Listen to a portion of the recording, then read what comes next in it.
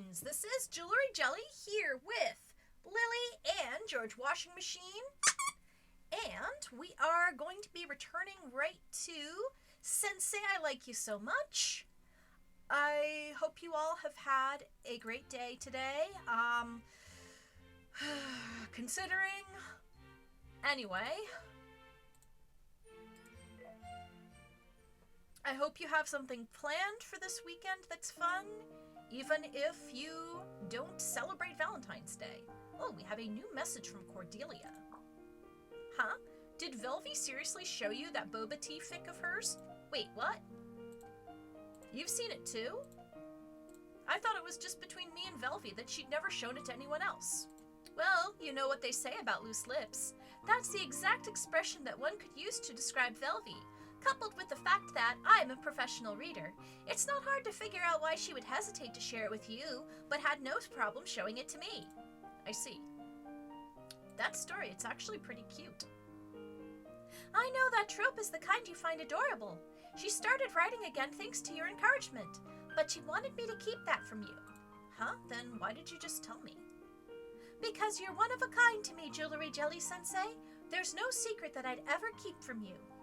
As for Velvy, she's just going to be Velvy, nothing more. You two are on such good terms. What are you talking about? Well, I suppose we are getting closer, aren't we? Aren't we?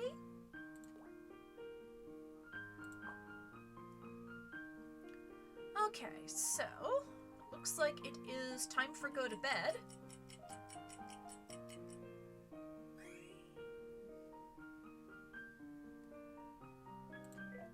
So let's see what we got in the inbox.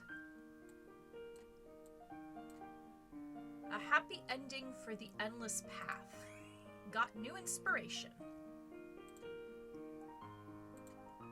I didn't have a choice before, but now I just want a happy end. Oh, let's see.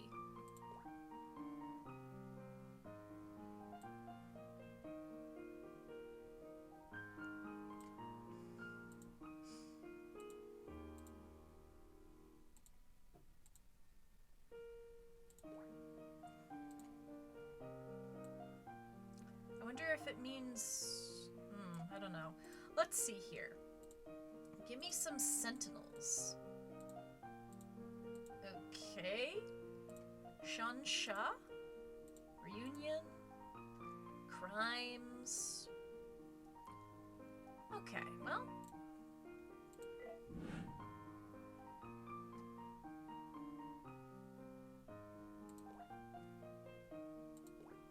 Alright, so we're all maxed out in here. So why don't we head out, and we'll see what we can do about getting some inspiration.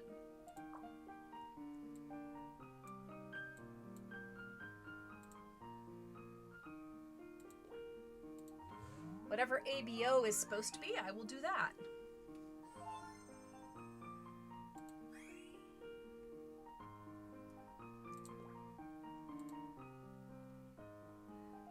Okay, let's see.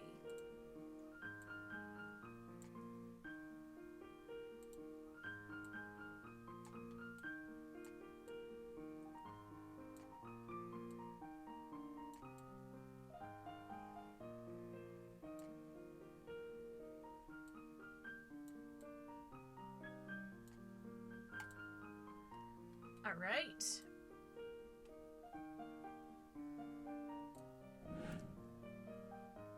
Okay, so. All right.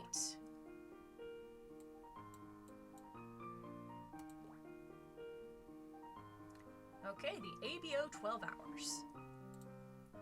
Jesse watched the comments scrolling past in the live stream, but one eye-catching, brightly colored message lingered. Can the streamer tell us more about their life? The message was sent by her top supporter, leaving Jessie without any excuse to refuse. Yet, Jessie gave a faint, bittersweet smile, hesitant to start sharing her murky, difficult past, a tale even she struggled to put into words. I ate snow as a kid! Jessie was the only child of the family, but also just an Omega, destined to be used as a pawn in a marriage alliance. Oh. Okay. I understand. and yet I don't understand at the same time. Isn't this, like... Okay, so alpha, beta, or mega or something, isn't this supposed to be, like, some sort of incel stuff? At 15, her father had brought another kid around the same age to stand before her for the first time. This is going to be your family, he'd said. James's eyes were almost beastly in their intensity, sweeping over her with a cool indifference that made Jessie shiver, barely able to hold back a tremor. An alpha. Okay. Yeah, James from Team Rocket as an alpha. Why am I picturing him with a Rob Liefeld chest? Jessie had instantly understood what her father intended and nodded in resigned agreement. James would take her place in the spotlight, appearing as the family's chosen heir while she was confined to her room, training in ways to please an alpha, preparing to be given away at 18 like some decorative possession. MJD says if you value your sanity, don't look it up. Do you realize who you're talking with? I lost my sanity a long time ago, yo. They later forgot who made the first move, or who had wrapped an arm around whom in the hidden confines of her father's study, safely out of the servant's sight. Or maybe they'd been nurturing this forbidden desire ever since that first meeting. Oh god, haha, let's just say lots and lots of Mpreg. Okay, sure. The night they finally crossed the line, Jessie still couldn't fully understand what she felt about James. Resentment, jealousy, a raw anger at his ability to live openly in the public eye.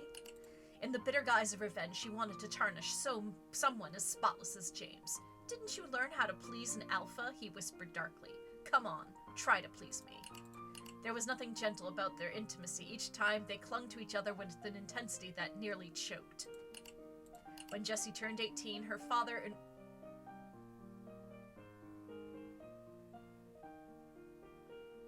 I think I need to take a cold shower.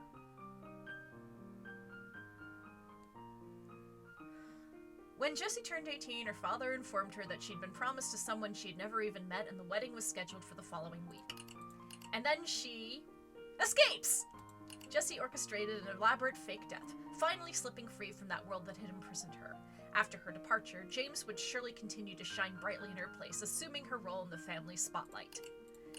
Jessie, what I shared was all fiction. What? Did you actually believe it? She chuckled, but the laughter froze on her face the next second. On the rolling headlines, she saw a breaking story. The official announcement that the family's heir, James, had severed all ties with them, and with that same colorful message pinged again, with one final line. I believe you.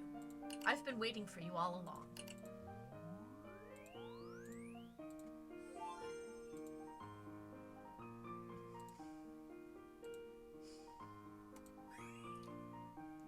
Alright. Completed a commission, got some cash, and time for go to bed.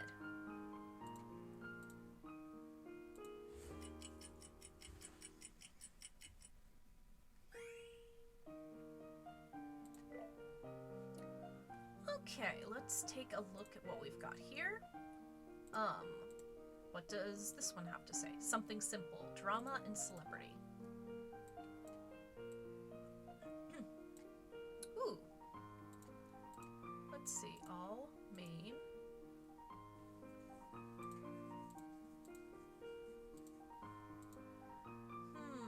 Let's see.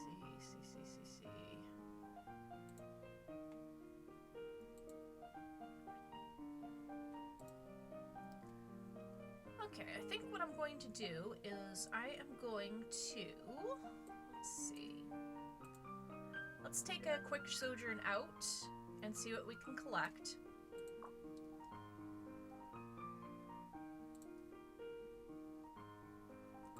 Oh, there's Nora. It feels like Nora doesn't really leave comments for others.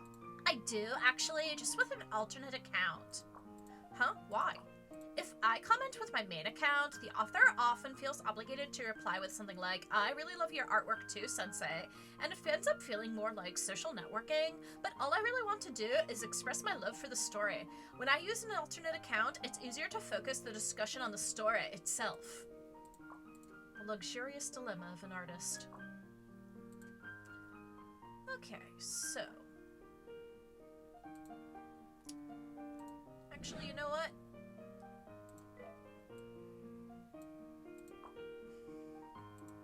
Oh, it's too late? Darn. Let's see. Let's see what we've got for commissions and such. I'd love to see some crimes. Okay, let's have some crimes.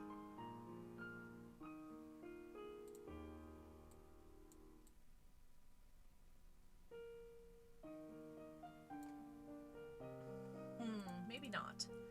Let's see here. Reunion?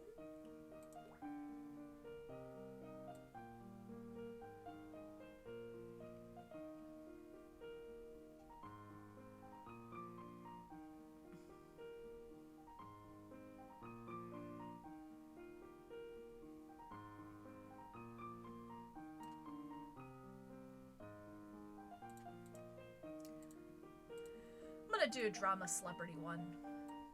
Might as well.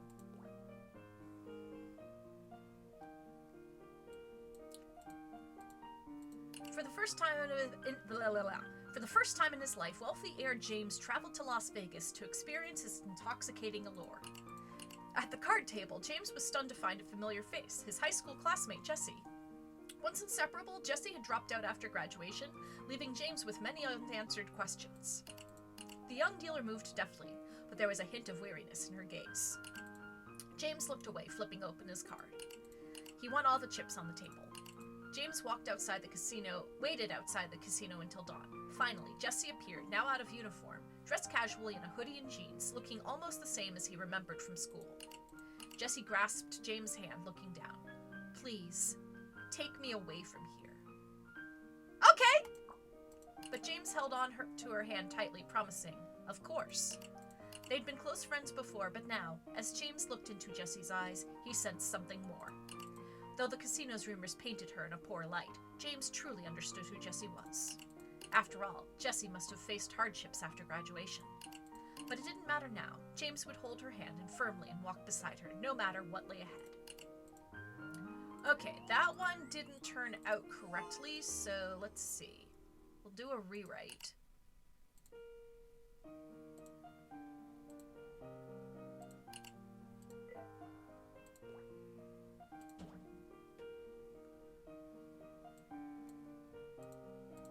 Okay.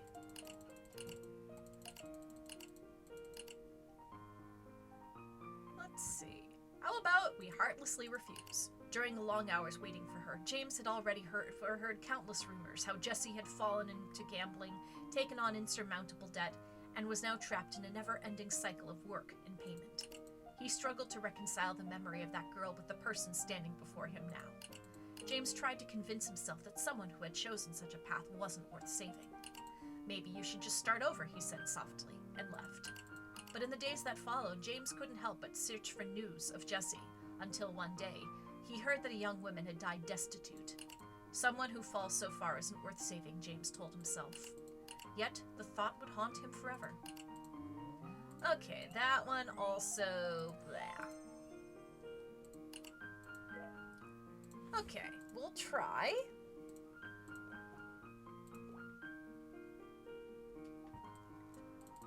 We'll try giving her money.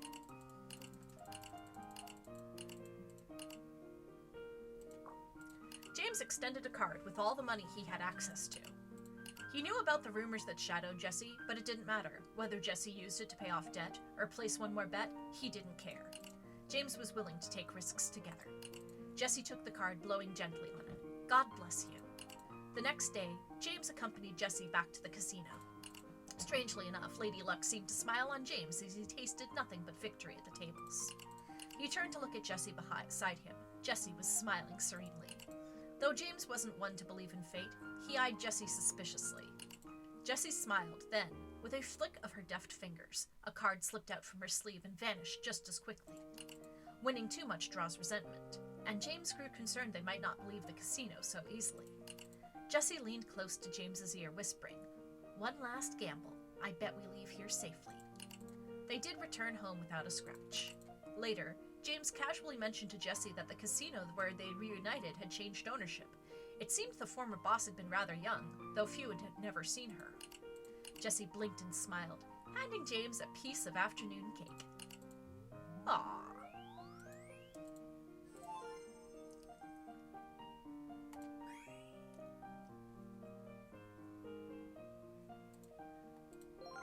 Okay, commission is complete.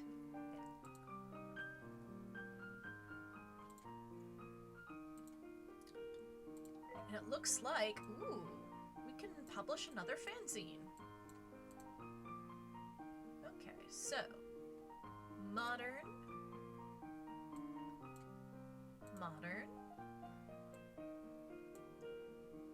reunion,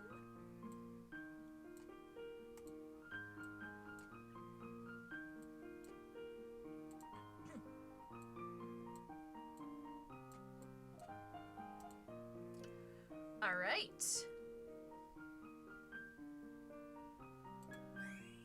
Okay, we now have a new fanzine, The Mysterious Lot.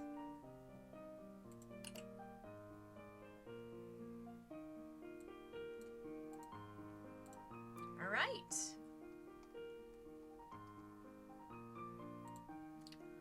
Okay, time for go to bed.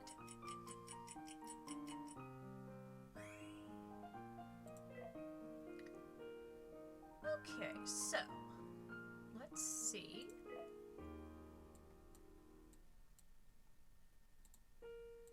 Let's take some time and go out.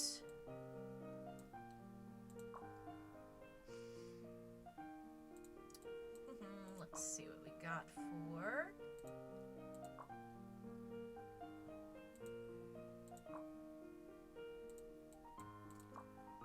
All right, let's go and get some medieval stuff.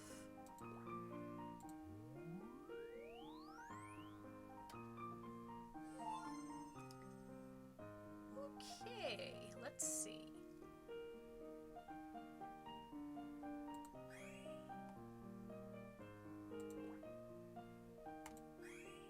Do some wandering around.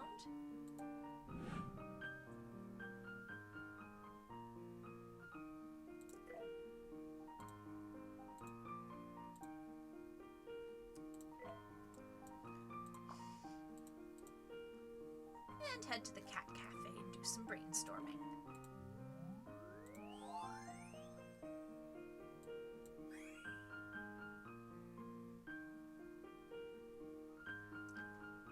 And maybe do a little bit of work. Isn't working at a cat cafe the happiest thing in the world?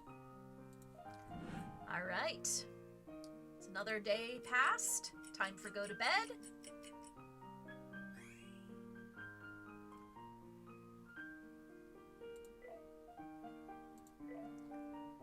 Let's see, what have we got?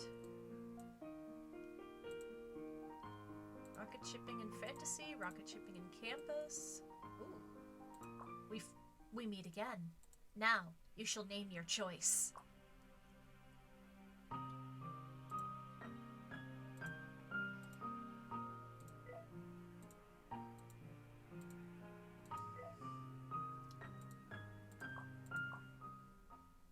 Alright, we got some new commissions. Let's see.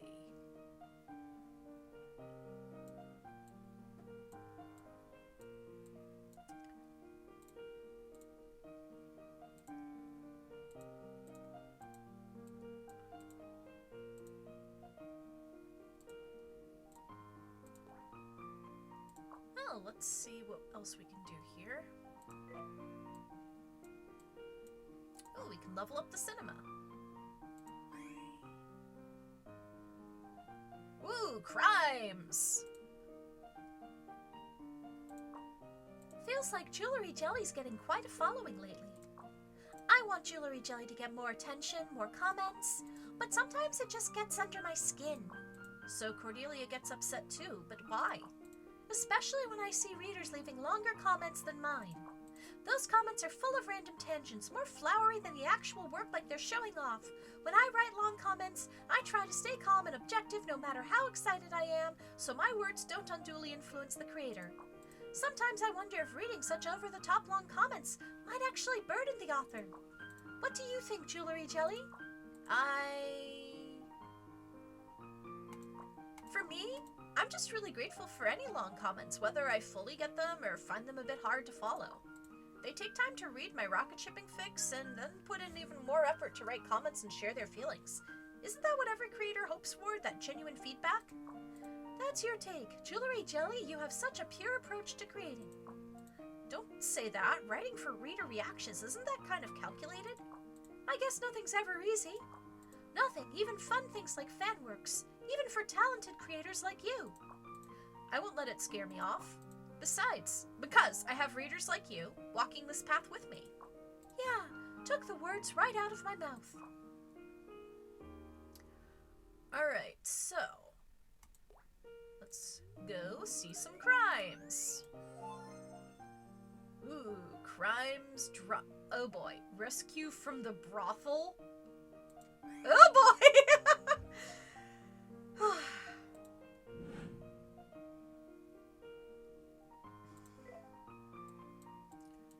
Okay, so somebody wants some crimes.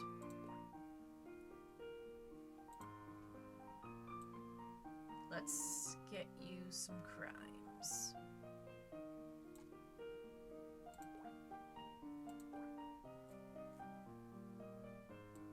Rescue from the brothel. In the dim light, James pushes open the door and sees a figure worth 300 a night sitting on the bed. The person turns her head, revealing a face that is the same age as James. James's heart skips a beat, and he notices a well-concealed surprise on the other's face. Jesse? James? Both almost speak at the same time. James had never imagined that Jesse, whom he hadn't seen in years, would have a job like this. He sat up in bed, staring at Jesse, clad in a revealing lingerie, snuggling unsteadily into his arm. James holds her with one arm and says dryly, "Why did you choose this profession?" Jesse is taken aback, and after a while she replies, "Because my family is in debt, and I need money, and I ate snow as a child." "James, why are you here?" She glances out the window and whispers, "Are you with those people?" James is preoccupied and only responds evasively. "The more you know, the more dangerous it is. You understand, right?" Jessie nods in understanding. She climbs up off of James, suddenly picks up a bath towel and says, "James, I'm going to take a bath." While Jesse is in the bathroom, James takes out his phone and quickly types a message. "The evidence is confirmed. You can come over now." At the same time, in the bathroom, Jessie uses the sound of the water to cover her voice as she whispers into a communicator. "The information is accurate. It's their person. Bring him back for questioning." Okay, so I guess they didn't ask each other, "Are you a cop?" Jessie, with damp hair, sits in James's arms. They look at each other, both with complicated emotions. Knowing what is about to happen, the atmosphere is so ambiguous, yet the air in the room is as frozen as ice. In James's indescribable gaze, Jessie takes a deep breath and stands up. Active or hesitation? Let's see. We'll hesitate. Jessie hesitates for a moment, and this moment of hesitation makes James subconsciously narrow his eyes. "Jessie, could it be that you—" Jessie inwardly exclaims, "Not good." She quickly lowers her head and uses her lips to silence James's unfinished words. Both count down in their minds. 3, 2, 1. "Don't move!"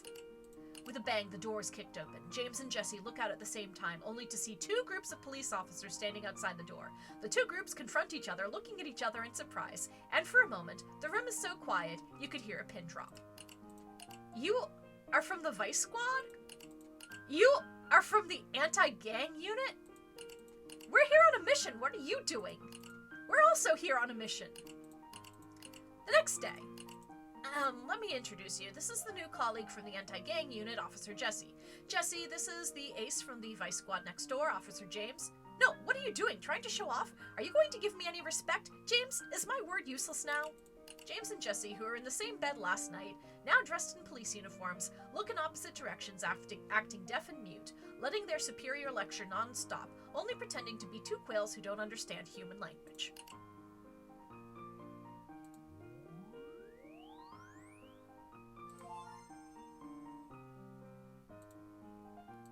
Alright, we got some crimes. And we got more fans.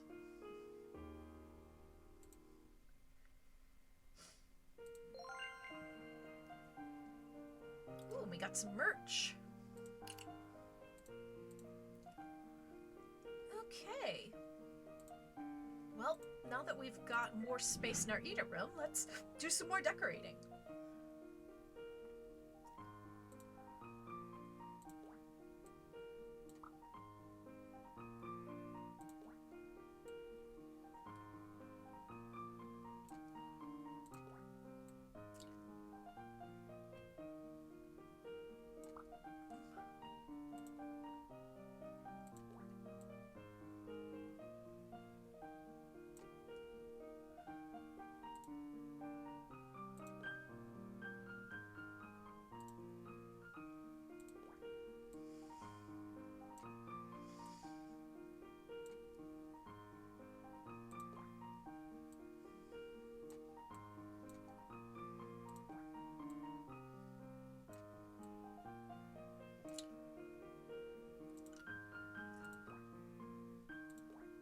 Alright.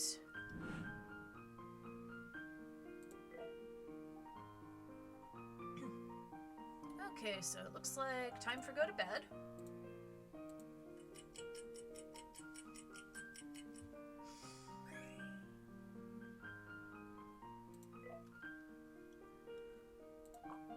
Where is Velvy? She told me to meet here.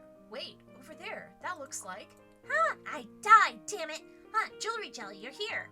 Velvy, what are you... I'm working part-time for James to make some money. As expected of Velvy, working so hard to support the Wait, you... This is the newly released Tamagotchi. Since one of my relatives knows the manufacturer, I was asked to test it out. This looks a lot like the games we used to play as kids.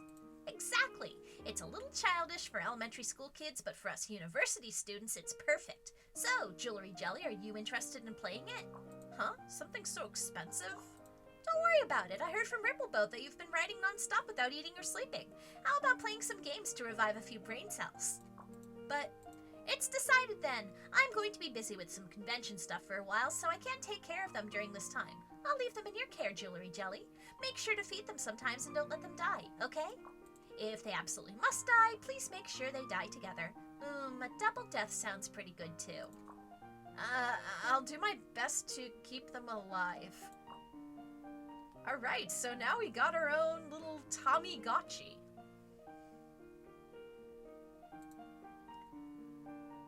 Okay, I don't know what this says.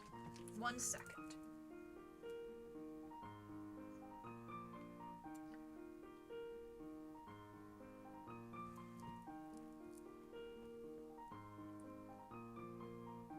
This is a virtual pet development game where you can develop A, B, or any other character. Although I prefer you to explore on your own, but if you need help, you can try reading here.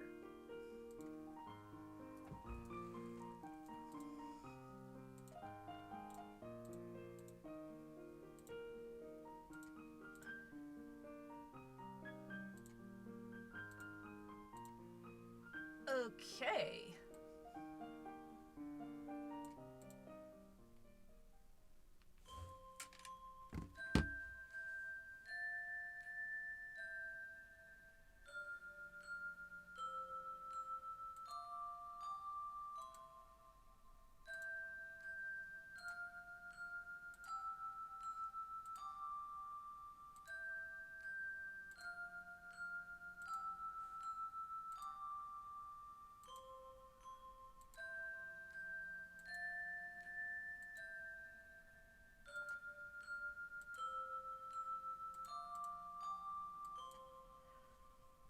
Okay, that was weird. Game over.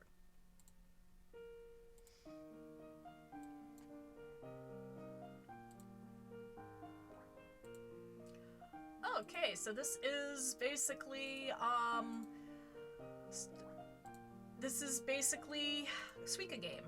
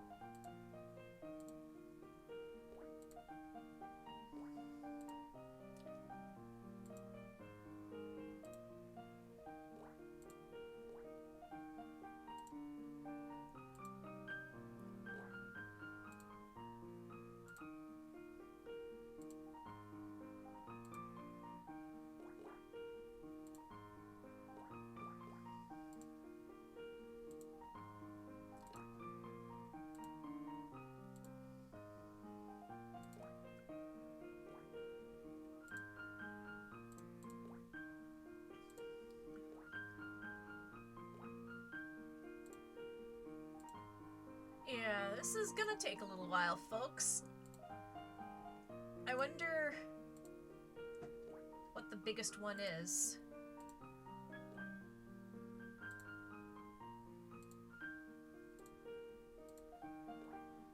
Ah! Call simulator.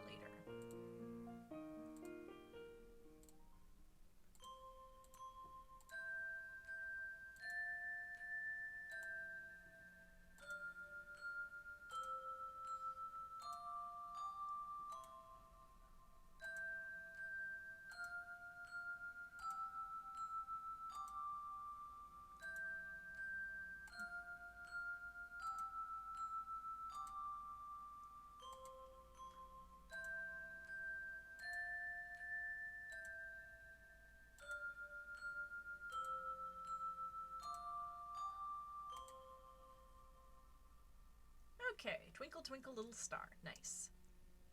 3 points of love. I know you've always wanted to do this to that thing on the angel's head.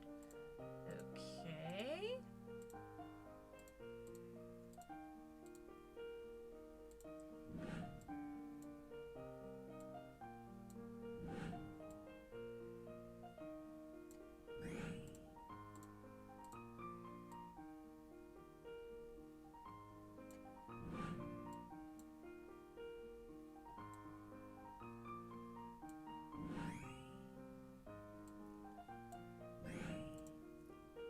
Mermaid love. The little mermaid searches for treasure in the deep sea. Okay, this is Flappy Bird.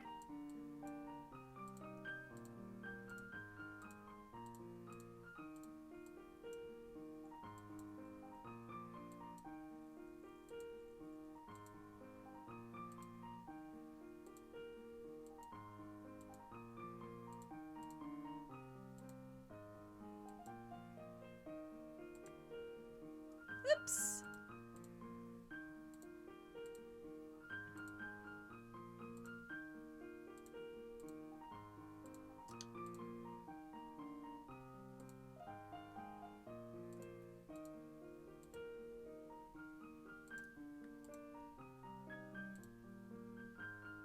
Okay.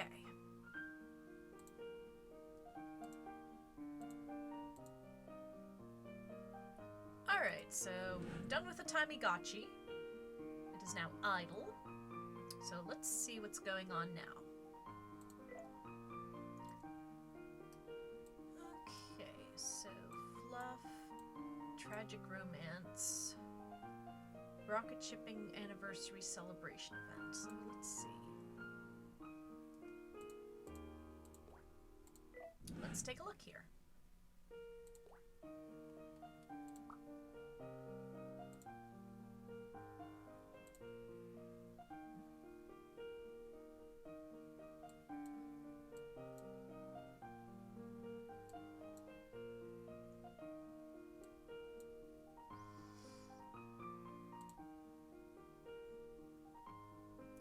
Okay.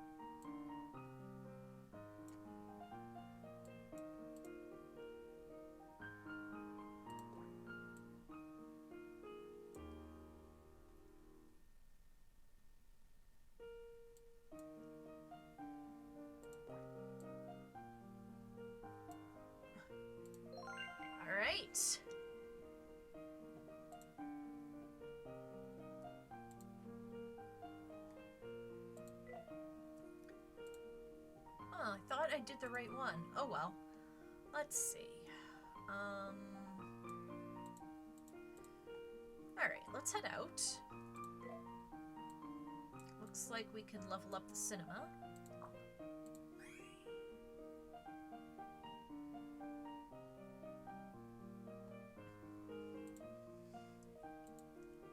But it also looks like we can visit the campus and say hello to Cordelia.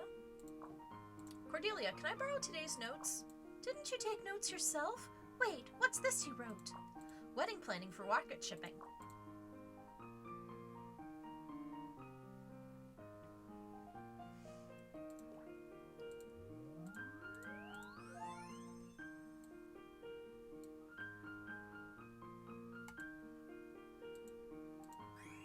All right. That was amazing. Let's give her a round of applause. Who's up next? Here's the mic. Class bonding activities. In the past, such bonding activities done by normal people with healthy social networks always made me nervous. But now I can finally take part in them calmly, because Cora is right by my side. As if having sensed my gaze, Cora turned to look at me. Wanna go sing? Why all of a sudden? It's okay, I'll keep you company. Let's sing together. Otherwise, it feels like we're wasting our money by splitting the bill. Oh, but I don't know any of the popular songs right now. You definitely know this one. The moment the intro played, I knew exactly what she meant by that. I'm your biggest fan, I'll follow you until you love me. Paparazzi. Cora sings so beautifully. Oh no, it's my turn. Baby, there's no other superstar, you know that I'll be your paparazzi. Wow, this is incredible. I didn't know Lily sings so well. What's the name of the song you just sang? I've never heard of it. It's a very famous dance pop. You can give it a try next time. I don't think that's gonna work. Tired from singing, huh? Have some water to soothe your throat. Ice cream works better for that. Thank you. Don't mention it. Why are you being so distant all of a sudden? No, I'm serious, thank you. If it were just me, I wouldn't have had the courage to pick this song. Hee, gotcha. This sort of song is definitely more fun to sing with friends. Speaking of which, that shot in the middle of the music video, I felt it was perfect for imagining rocket shipping. Did you get the same feeling? Oh, you noticed it too? I was just about to say that. Hey, you two, stop whispering. We're about to sing King of Love songs, one line each, starting from Cora. Okay, you'll go next, Lily. Yeah, this feeling is so wonderful. It's a little secret that belongs to only Cora and me. In the midst of the lively crowd, only the two of us get the reference. If I were the only one immersed in it, the puzzled looks from others would make me uneasy. But with Cora by my side, even if we're weirdos, I'm not alone. That gives me a deep sense of comfort. What's the matter, Jewelry Jelly Sensei? Oh, it's nothing. I just want to say, it's really wonderful to have Rippleboat Sensei with me. Aww.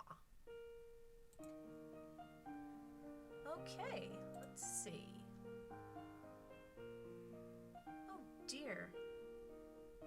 Did I just blip?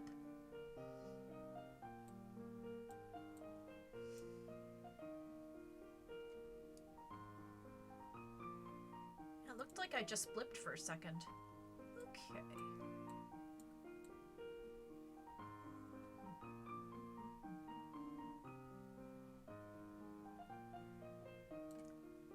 Let's see. What have we got? Let's see. Crimes and Fluff. Reunion, Fluff, and Tragic Romance.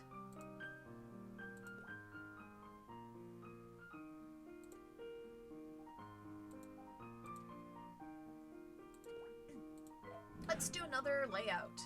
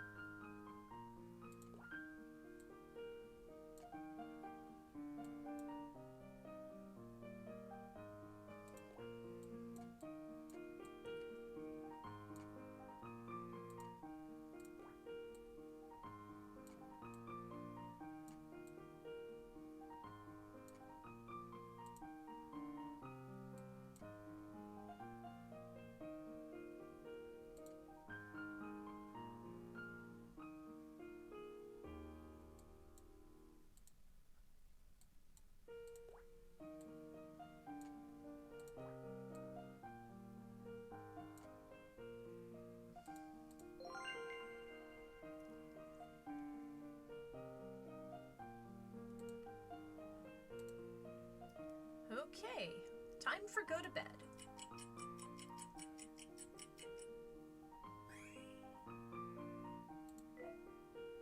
Okay, the gashapon has refilled, so let's head out and get some new merch.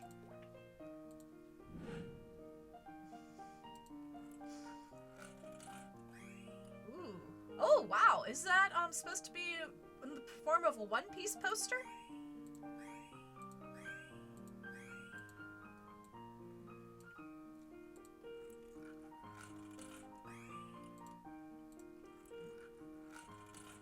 Okay, that's enough for now.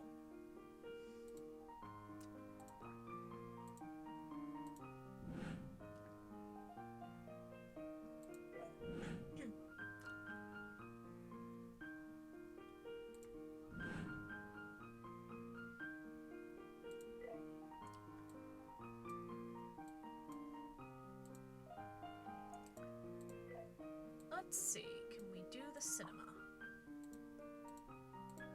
Yep, too late. But we can meet up with... Today I came here to do some research. Why is there no inspiration at all? I haven't even come across anything remotely interesting to use as a reference. Ugh. Jewelry Jelly Sensei. Is that you, Jewelry Jelly Sensei?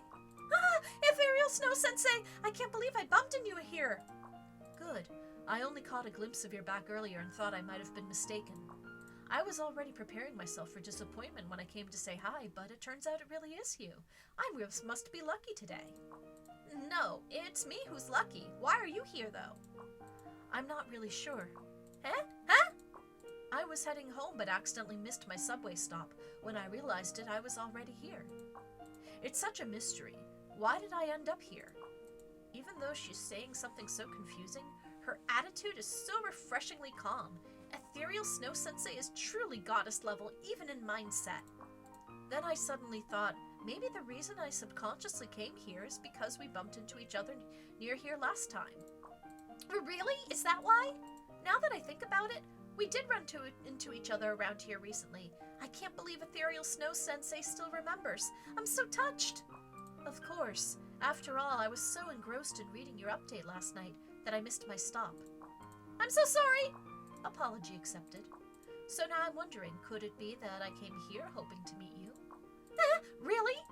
Since we've met by chance, please let me treat you to something today. I spent a delightful time with Ethereal Snow Sensei, chatting about rocket shipping in our recent lives, until she waved goodbye and left. I hope we can meet again next time. Let's work hard for the sake of our next meeting. Alright. Let's give her a gift.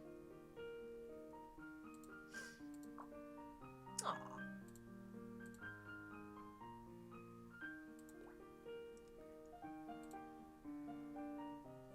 Okay.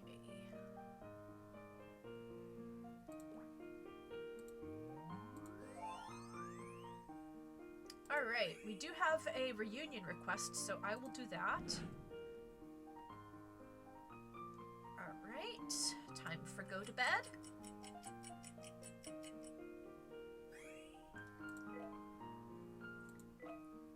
Ooh, exhibition news updated. So, Pokemon only 5, Comic Days 25, Pokemon only 7, Comic Heaven, Comic Time. Let's see.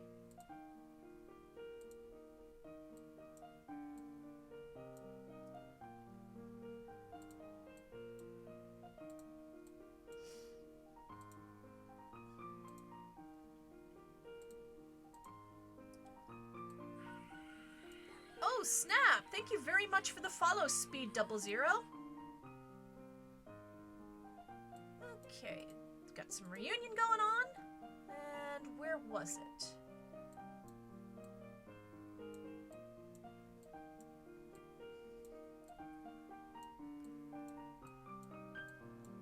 There we go.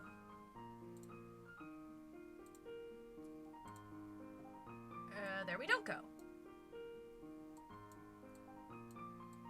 There we go. Okay, fall's ill. Give me some reunion. Jessie felt as though her head had been hit with a hammer. Groggy, Jessie opened her eyes. The last thing she remembered was running through the rain back to the dorm, barely making it before curfew. Her face was burning and her body felt like it was falling apart. Only then did she realize she probably had a fever. 2 all-nighters followed by getting soaked. No wonder her body couldn't take it. Jessie tried to get up, remembering that a teacher would be checking attendance in class today, but her head felt like lead. After a brief struggle, she slipped back into unconsciousness. In her daze, she heard someone calling her name and felt a cool, comforting hand lift her head. Open your mouth. Was she hallucinating from the fever? Why was her ex, James, gently holding her face and feeding her medicine? Too exhausted to think straight, Jessie mumbled reflexively. What are you doing here? Didn't we already break up? We did, but I was worried when you didn't show up for class. James said, exasperated. Let's get back together for the day. Then we'll break up again when you're better. Aw. Okay. Give me some reunion. And here's your reunion. Aw. My heart's like a glued up broken mirror. It's really amazing. My heart is melting too. Alright, commission is done. Okay, let's see what else we got.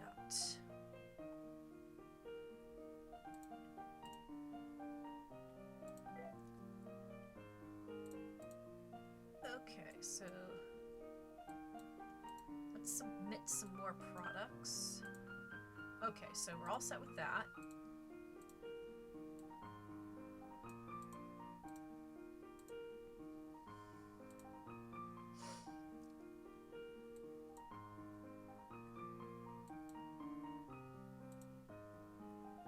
Okay, let us take a look. Oh, we can unlock another Ita bag. Okay, so let's make a new Ita bag.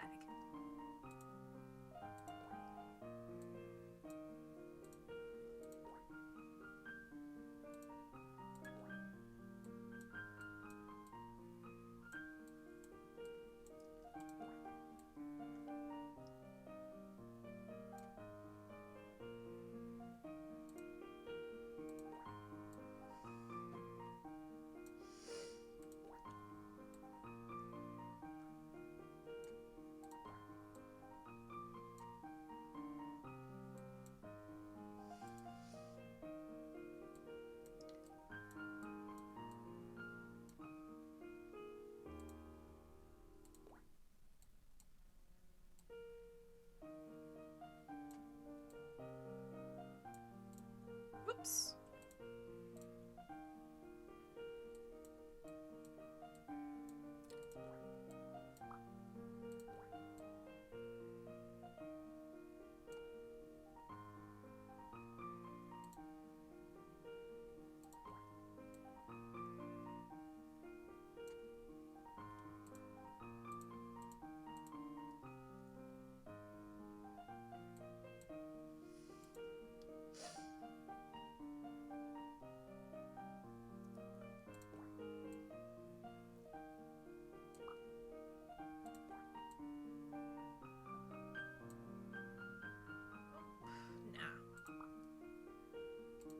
Alright, so we got ourselves another Ita bag. And it looks like we're going to have to make some more money, but let's see if we've got... Okay, we've unlocked some new locations. Let's see what else. We wrote 5 angst stories. We collected 10 stories with all endings.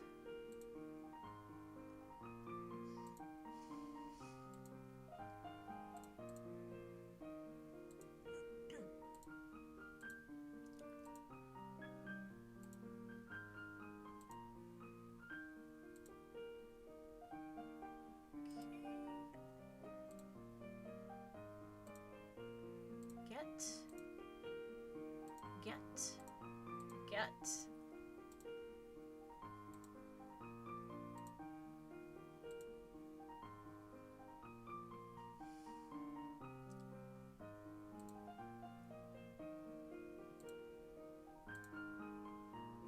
Okay. Let's see.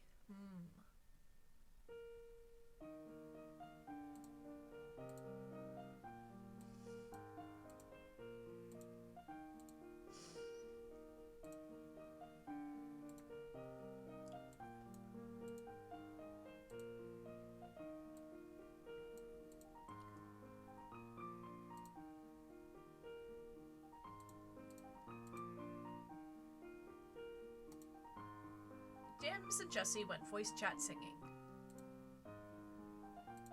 Alright, so they are doing some singing over voice chat.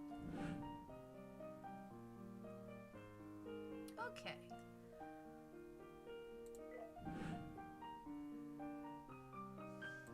And let's see what we should do now. It's a little bit later in the day.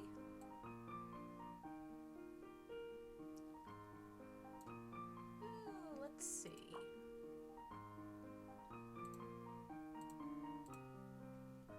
Let's check out some crimes.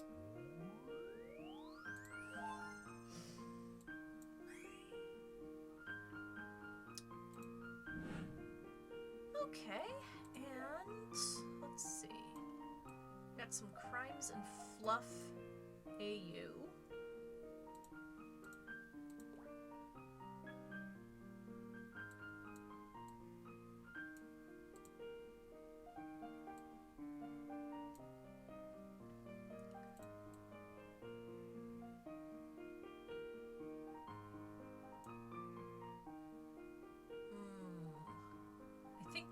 I think it's time for go to bed, so let's do that.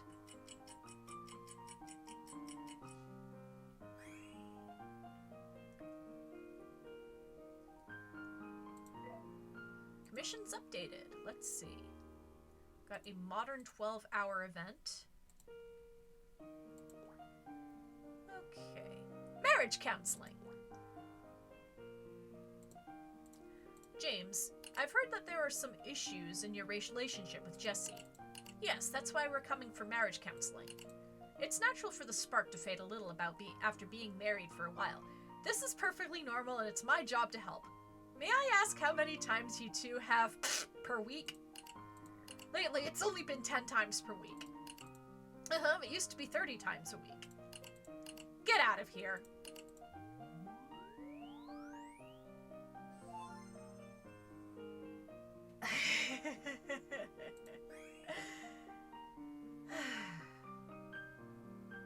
It's the kind of work you'd read while doing 121 miles per hour. Oh, we got Jesse as a devil. Okay. Alright, so celebrity and enemies.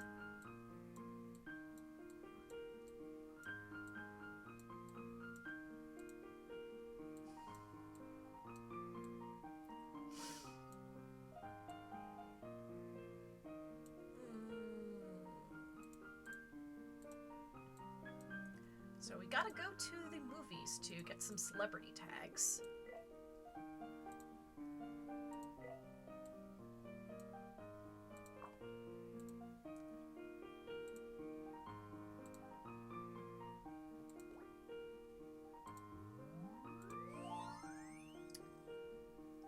Okay, let's see.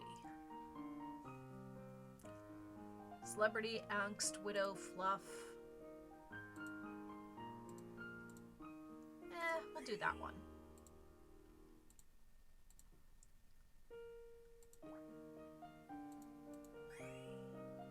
Checking the upcoming movie schedule.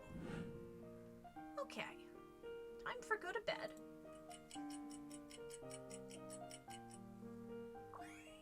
Class is finally over. The notes from this class are... Are you listening to me? Oh, you're talking to me. Sorry, I was looking at my phone. I didn't realize. You seem to be spending more time looking at your phone lately. Yeah, because whenever Nora wakes up, she'll message me to chat. Would you prefer that she didn't? No, it's not like that. I really look forward to her messages popping up. She has such a cute way of speaking, and the tropes she shares are so vivid that I always want to share them in the group for everyone to see. If it's shipping she's talking about, why doesn't she post it in the group? I said the same thing to her, but she said she wasn't very familiar with everyone and she'd feel shy speaking in the group. That's why I'm a bit hesitant to share her playful chats and doodles in the group, even though they're so precious and cute. Maybe you could try suggesting it to her for a few more times. I did suggest it more than once, but after a few times she just said, "If you find my messages annoying, just let me know and I'll hold back from sending them." I see. I really can't take her saying that to me. She's such a cute girl using such a sweet tone. How is that cute? And that aside, don't you think the word cute is showing up way too often in this conversation?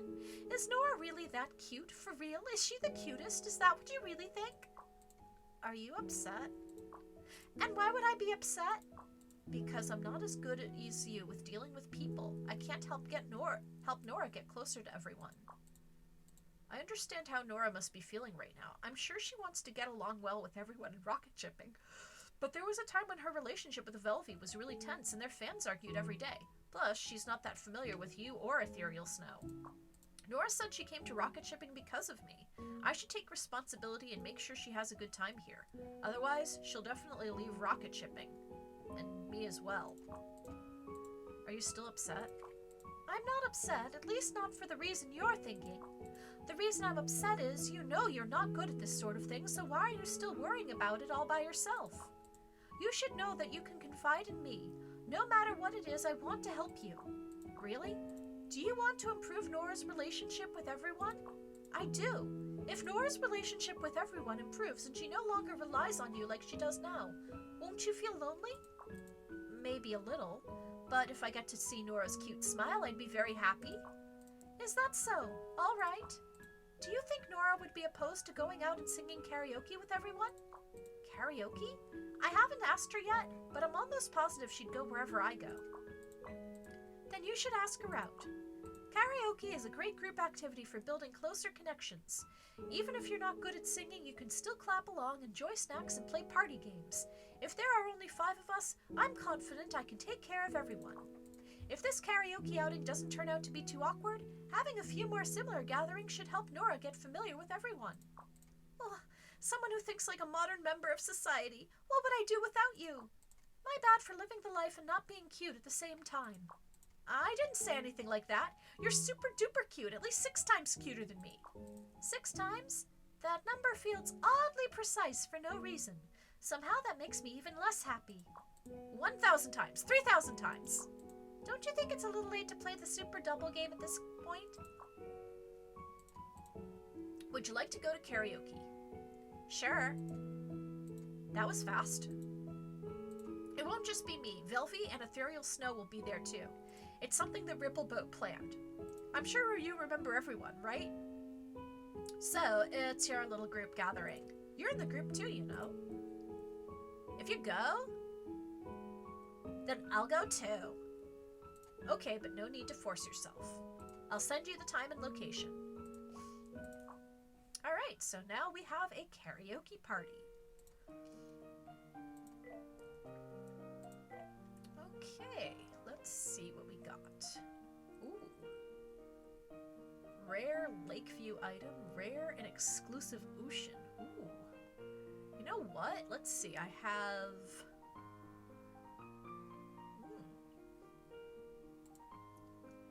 Oh, wow. It is... Yep, I bought it.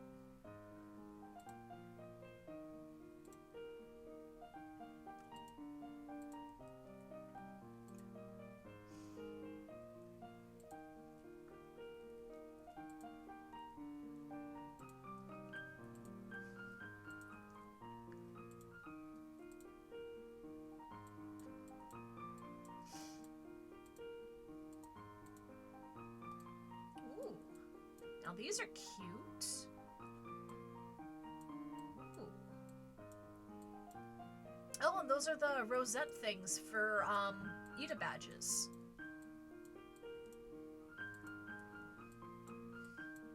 And there's some more Eda bags. Very cute.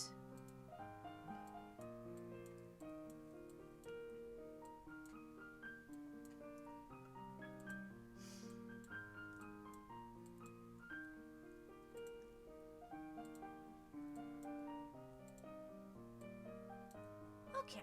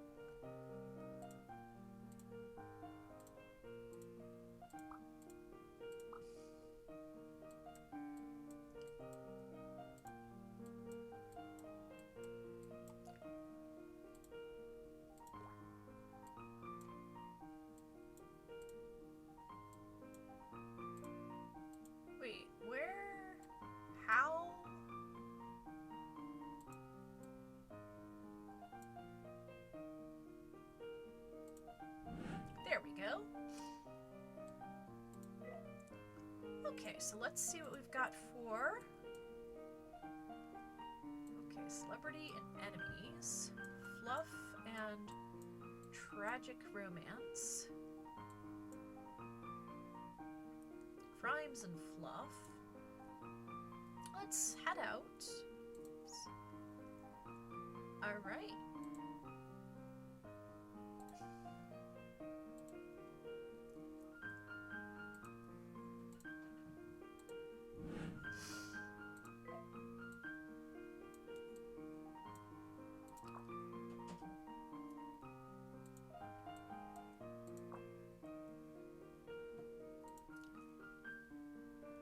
Okay.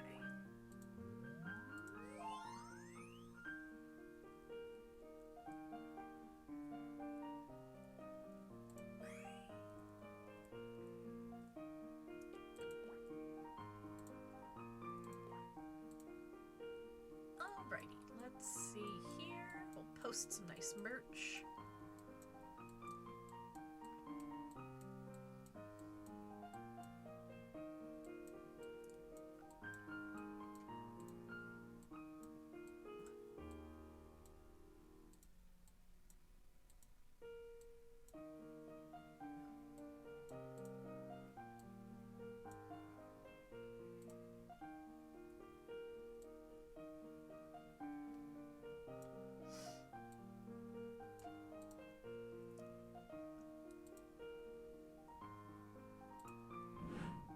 Okay.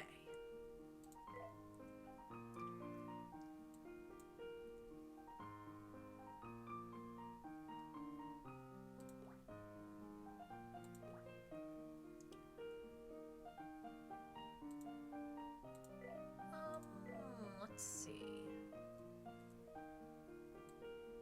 Crimes and drama.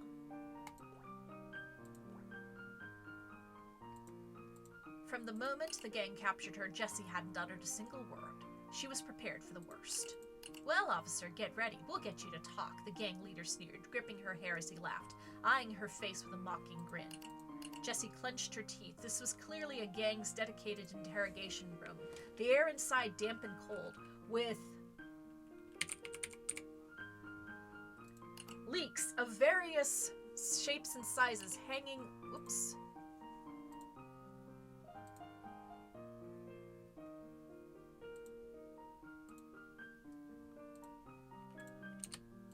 With leaks of various shapes and sizes hanging on the walls, looking terrifyingly ominous.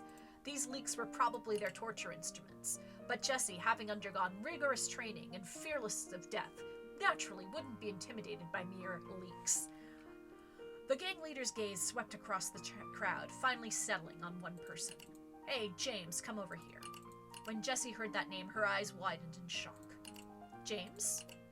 There was no mistaking it. The man standing there was James, her best friend from Police Academy. James had left school mysteriously in the second year, and Jessie had searched for him ever since, but now he was with the gang.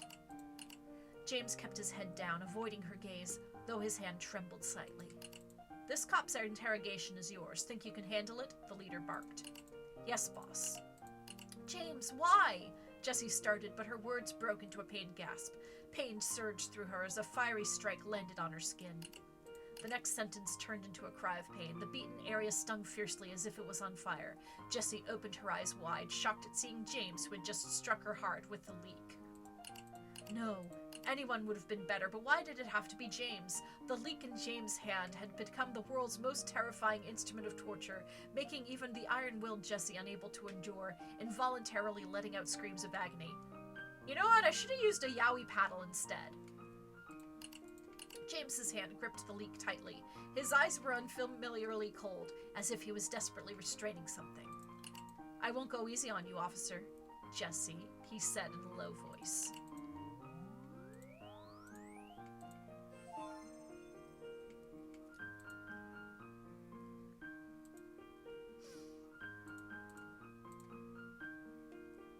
Okay, let's see. I'm gonna give it to Wraith Lantern.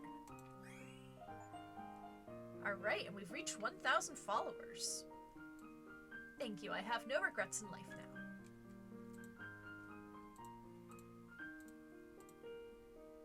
Okay, time... Ooh. another fanzine. Danger Binger.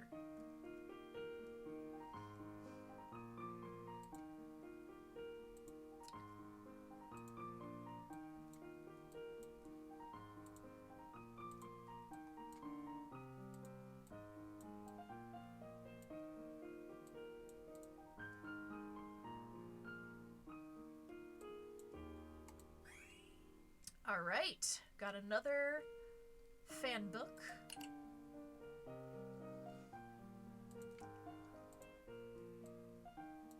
And let's see, we do need some more animals, some more magic. Ooh, the printing of this book must include Catch Me If You Can.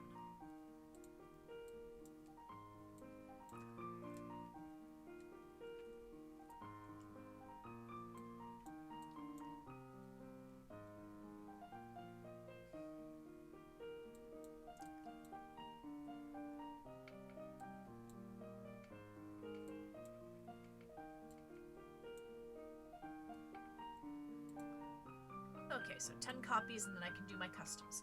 Alrighty. Let's see if we got any more unlocks. 1,000 followers! Yay! Time for go to bed.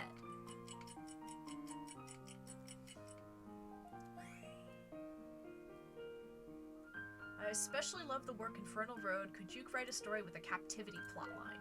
Oh boy.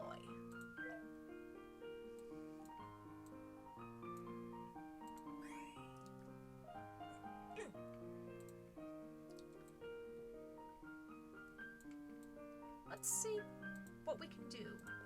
This one.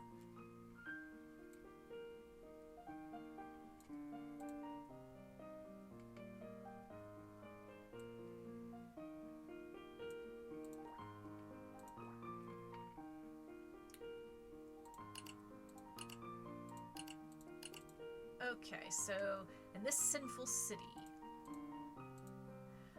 the Mafia families control every aspect of the town.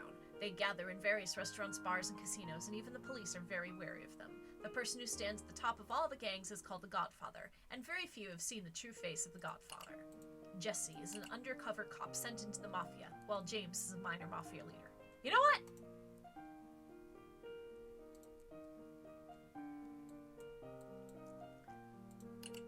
By a stroke of luck, James saved Jesse's life, gaining Jesse's trust. During a gang clash, Jesse was in grave danger. Without hesitation, James pushed Jesse aside, taking the bullet for her. When James woke up, Jesse was sitting by the bedside with a complicated expression. Jesse said, "From today onwards, you belong to me." From then on, James assisted Jesse, climbing step by step to the top of the Mafia. When Jesse took over as the new boss, she called for James, who had always followed her. Jesse would not let traitors go unpunished, nor would she treat loyal people unfairly. What to do today? Reported to Jesse.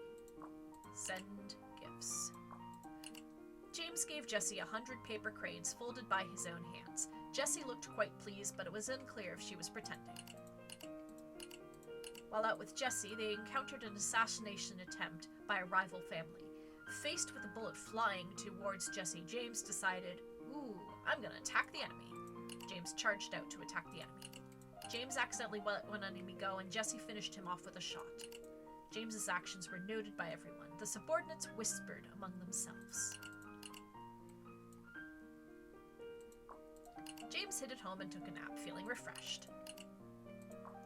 One of James's subordinates died in a clash the day before, sacrificing himself to protect his.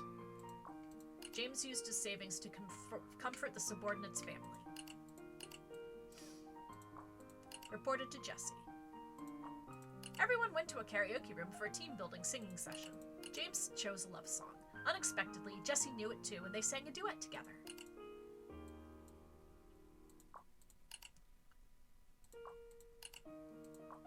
James gave Jesse the latest trendy bag. Jesse accepted it.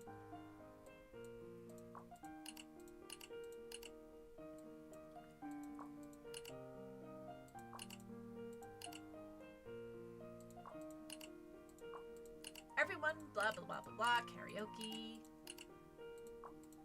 James patrolled his territory diligently. James received word from his subordinate that the police would launch a full-scale attack on them soon. James felt a heavy weight in his chest. Why hadn't he heard this news from the police? He hurriedly tried to contact his superior, but the phone wouldn't connect. At night at the port, James stood behind Jesse, the wind blowing in their faces. The sea remained calm. The two of them stood there as one, alone. Suddenly, Jesse said, "James, how have I treated you?" Without hesitation, James replied, "Boss, you've treated me well." Jesse suddenly became angry and said, "Then why did you leak my information to the police?" James was stunned. "What have I ever done to you, James?" Jesse's eyes were as sharp as blades. James only had time to signal a retreat before Jesse said, "The deal time changed today. I wondered if it might be you, and it turns out the traitor was you all along." "It's blown." James's instincts told him to raise a gun. James immediately raised his gun. Jesse was infuriated.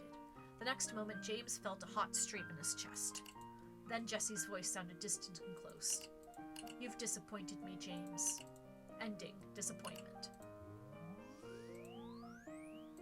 Okay, so that one, it was Crimes AU. So yeah, we can, yeah, we'll be able to, let's see. Yeah, Crimes AU.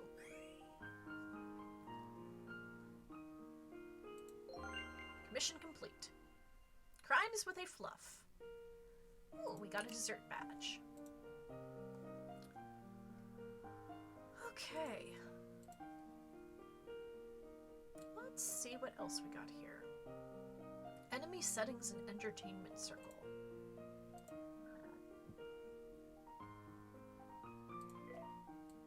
Ooh, we can level up the campus.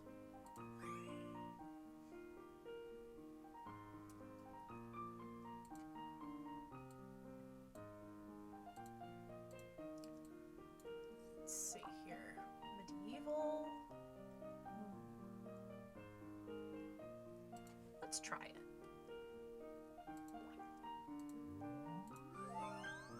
Okay, medieval, funny, chatfic, medieval, angst, funny. Let's see.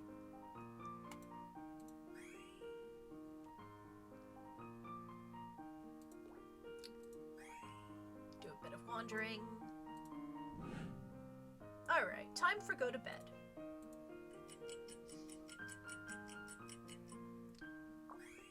The KTV that Rippleboat has booked should be right ahead. I wonder if my go-to song is already outdated. Oh, I'm so nervous. My stomach is churning. Jewelry jelly, Sensei? Huh? You're already here? I've been waiting here for you. I wanted to go in with you. Nora gently wrapped her arms around my arm. So everyone's already here. Are Nora and I late? Not at all. I just got here too. I've heard great things about the beef noodles here. I can't believe you'd walk into the karaoke box and order beef noodles before even picking a song. There's no rule against ordering, right? I just got a sudden craving, that's all. Does anyone else want some? If I remember correctly, the beef noodles here are just average at best. Is it because they're not as delicious as the ones you make? When will you make them for me then? Jewelry Jelly Sensei, talk some sense into her, will you? Why is she so casual about getting people to whip up a couple of dishes for her? I'm pretty curious how Rippleboat's beef noodles taste too. Wait a minute, how did we end up talking about beef noodles? Weren't we here to sing today? I'm just messing with you. Don't worry, despite how I may look, I'm actually pretty confident in my cooking skills. If you want some noodles, I can whip a bowl for you. Hey, I never said anything about wanting to eat noodles. The room was filled with a joyful atmosphere. Ethereal Snow, with a cheerful smile, picked a song and started singing first, while Cora and Velvy were busy bickering. Seeing everyone so happy lifts my spirits as well. In the dimly lit room, surrounded by familiar and beloved friends, even someone like me with social anxiety seems to be able to talk freely. I want to pick songs. I want to clap along with everyone's music. I want to chat with everyone. I want to share snacks and drinks together. And I want to... You girls share such a great bond. Jewelry Jelly, go ahead and have fun with them. Don't worry about me. Despite saying that, Nora still held my hand tightly. Her fingers, used to gripping a stylus, had calluses at the knuckles. With her slender fingers, my skin keenly felt the sharpness of her touch. No, please don't get the wrong idea. Right, how could I forget the purpose of this outing? I'm supposed to make sure Nora blends in and gets along with everyone better. Cora, didn't you say we were going to play games? That's right. We were going to play one that everyone can join in on. Just think of it as a way to indulge me since I'm no good at singing, okay?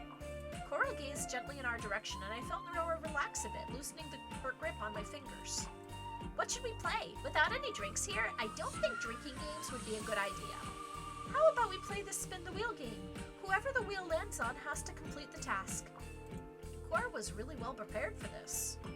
Let's decide who goes first with rock, paper, scissors. 1, 2, 3. Oh, I won. I'll spin the wheel first. The pointer slowly came to a stop on the person to your right.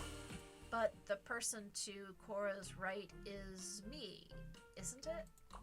And your task is truth or dare. I think I'll choose truth. Even though I know you probably won't come up with any really tricky dares, I'm still a bit nervous to pick it.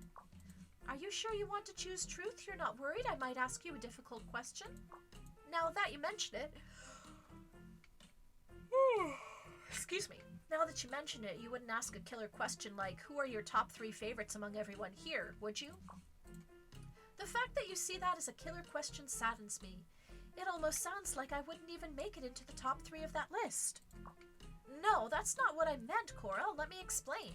I'm just kidding. My question is, if you had to choose, who would you prefer, James or Jesse? Ah, that one's a real killer question too. James. I guess I still prefer James a tad more.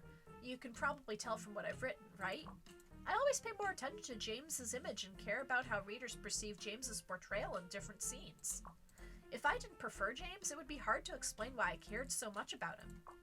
In any case, if more fans of James, excuse me, read my work and like the James that I've written, that would make me happier than anything else. I see, that sounds exactly like something you'd say. So, why did you even ask? I'm not allowed to ask questions. I'm just a reader who feels happy discussing my favorite works with a writer about their creations. Listen to yourself, at least play fair. Let's go to the next round already. The oldest person present here.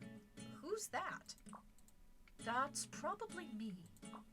Then your task is do something for her. What do you want me to do? Anything's fair game. I'm sorry, I need to think about that. Is she still thinking? She's still thinking. I'm really sorry, my mind suddenly filled up with things I wanted you to do, but then it went completely blank. It's okay. Take your time to think about it. How about we skip this round for now? Can I do that? Just let me know when you figure out the thing you want me to do. I'm always around, except when I'm working or I'm doing overtime or when I'm on a business trip. Why? I think I'll do my best to think of something. Let's get to the next round already.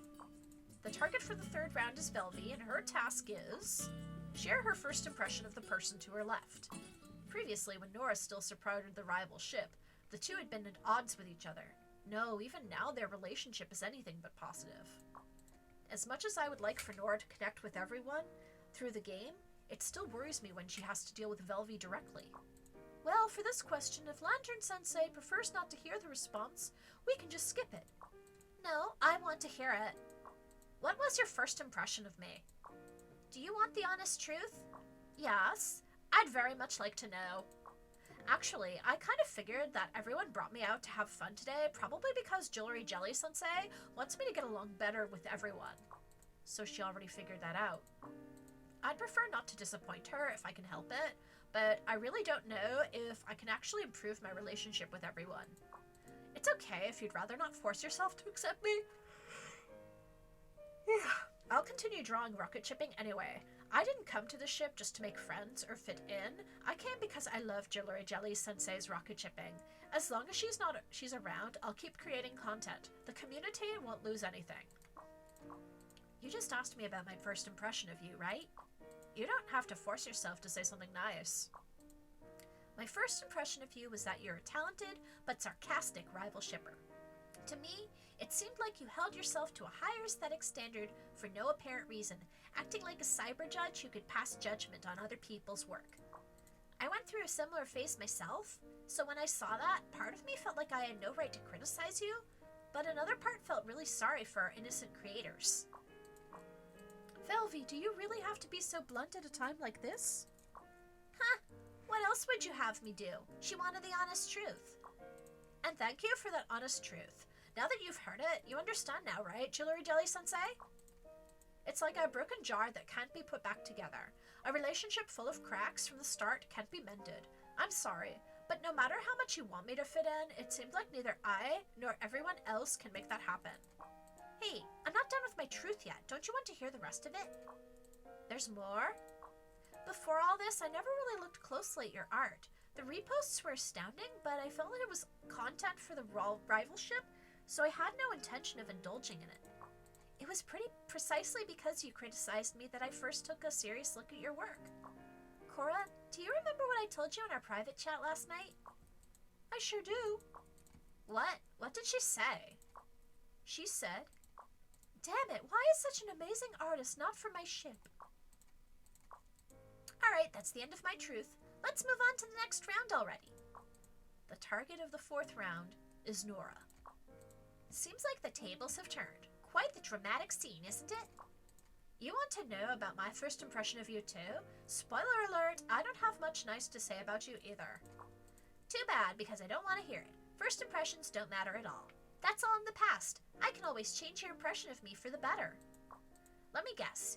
Your impression of me is already improved by now, right? And what about your impression of me? You want to know? Too bad again. This time you're the target, not the challenger. Let's see, your task is... Oh, let's do truth or dare again. Wraith Lantern Sensei, which will it be, truth or dare? I never pick truth when I play this game. A dare then. Yay! I want you to sing a song for me. That's it? Since you'll be grinding away for our ship anyway, I really want to hear you sing. Alright then, but please, don't feel self-conscious. What's that supposed to mean? That I sing really well, of course. Great, we'll be all ears then. Feeling pensive, I watched Nora gripping the microphone, her slender body swaying gently to the rhythm during the intro. Her eyes didn't just focus on me. Instead, a faint smile spread as she glanced over everyone in the room. At that moment, I felt the distance between her and me grow a little farther. Farther, but only by a bit. It was a distance where we could still feel each other's warmth, yet both breathe freely. I realized that I really enjoy gazing at Nora from this distance. Ah.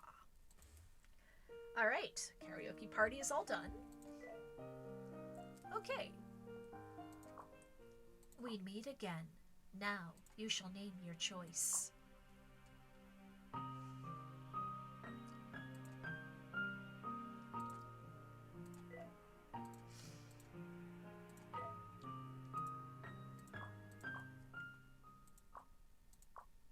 Are you back to school yet? Yes, I'm already in the dorm. Did you make it home? I'm still on the subway. Nora's song earlier was really something.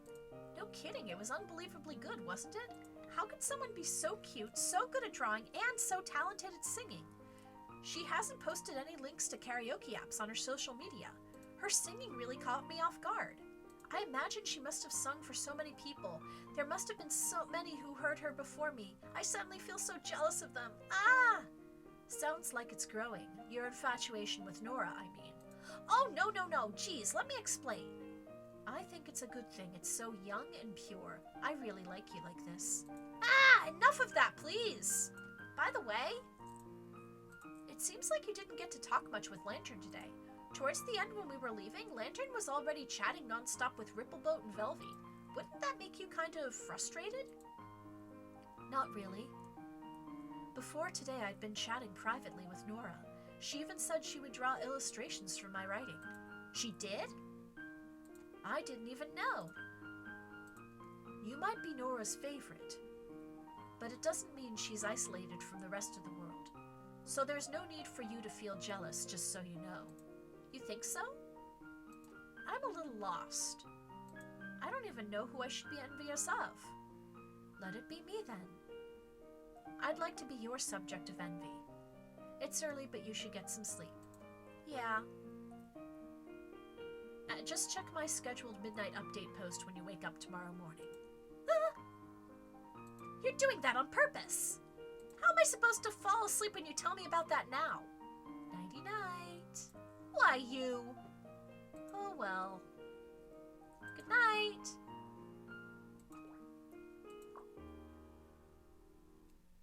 Okay, time for go to bed.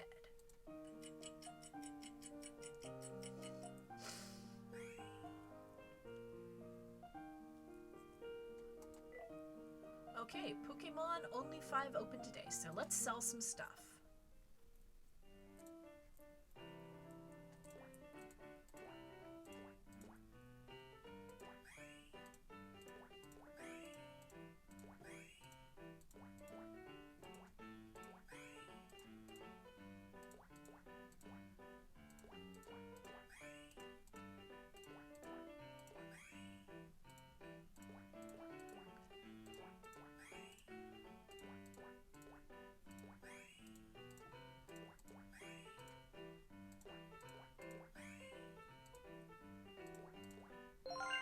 Whoop! All right.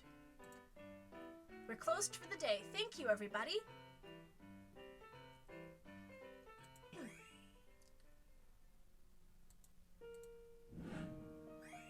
Comic-Con success. All right.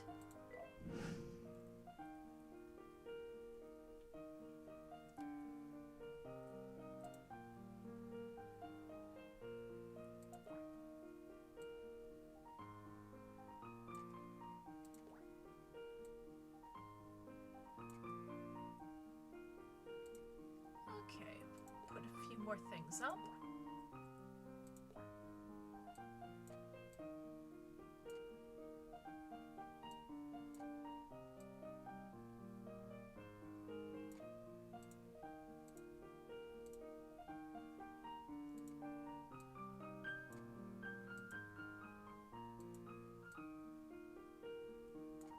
There we go.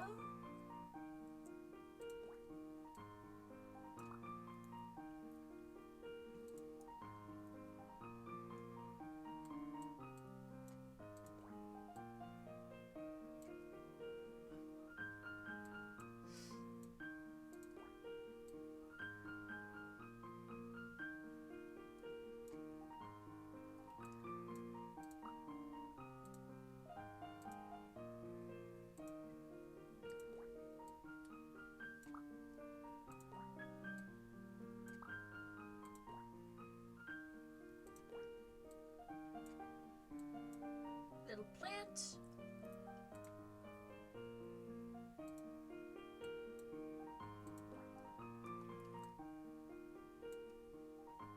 Okay. All right, let's see what we've got for commission updates. Fantasy and enemies.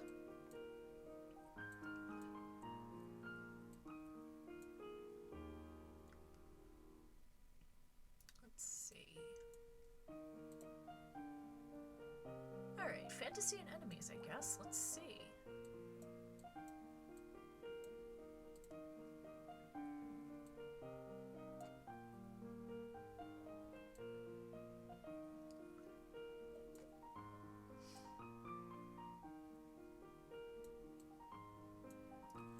Well, I don't think I have very much of anything, so let's head out. Do-do-do-do.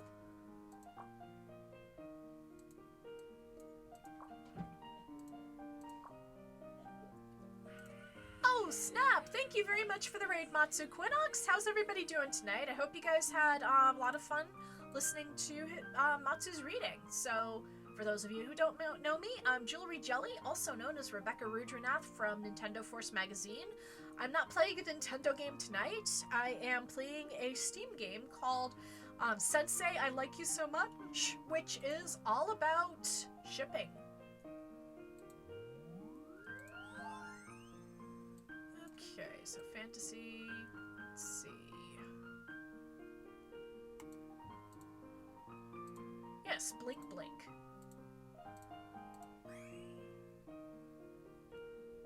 Like boats, or more like, I'm gonna put it into terms that you will understand, Matsu Quinox. It is basically Dante's Inferno.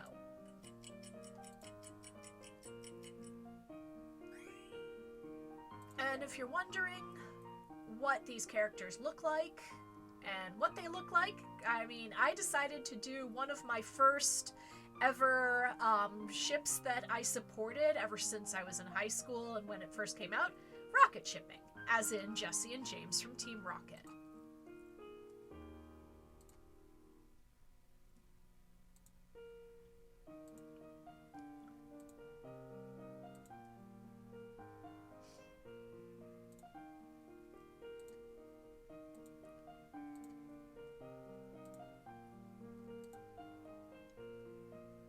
Oh man, it's her doing This Is Fine.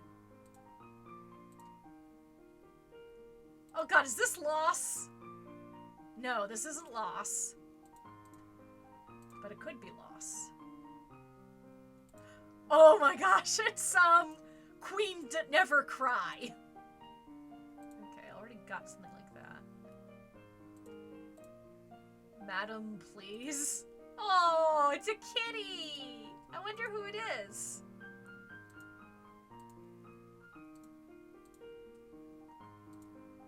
Have you seen my cat? He's not lost, just showing how cute it is. Okay.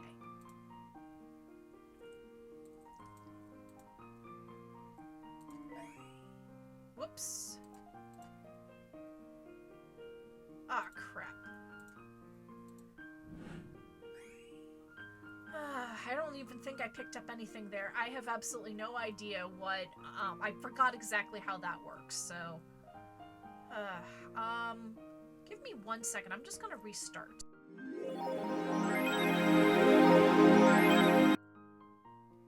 Actually, never mind. It said that it didn't auto-save, so I don't want to accidentally get behind by a couple days. Okay, so it is now 18 o'clock. Oh, what have we here?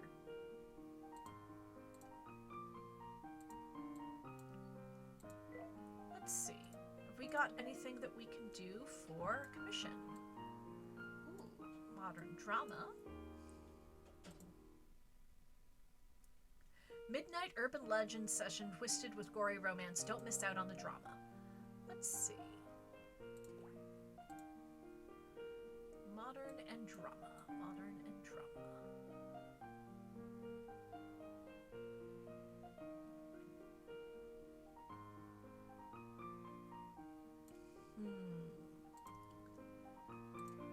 Looks like I probably just might have to grab something. Captivity storyline for the Endless Path. Let's see.